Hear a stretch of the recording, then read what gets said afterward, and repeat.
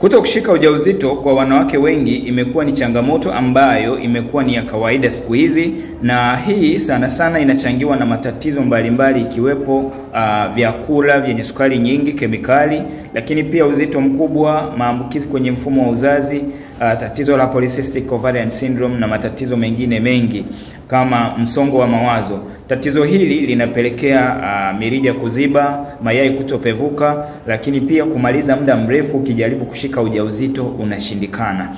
Changamoto kama hii ili iweze kuondoka, jambo la kwanza lazima upate tiba na mwongozo wa lishe vitakavyoweza kusawazisha hormone na kusafisha mfumo wa uzazi, kuzibua mirija na kuweza kupevusha mayai.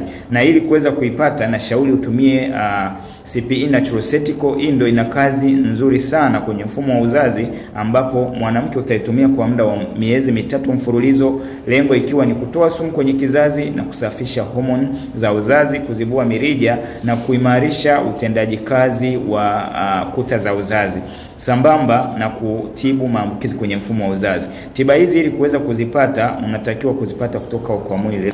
Tunaendelea na challenge yetu ya siku 30 ya kuondoa sumu mwilini na kuweza kuimarisha miili yetu kuepuka na magonjwa, na leo ni siku ya 25 ya kutumia C24/7 na Liver Care. Ni siku ya 25 ya kutumia C24/7 na Liver Care katika kuimarisha utendaji kazi wa organi zote, kusafisha ini na kuimarisha utendaji kazi wa damu au kutoa sukari kwenye damu. Leo ni siku ya 25 na tunatumia kidonge kimoja cha C24/7.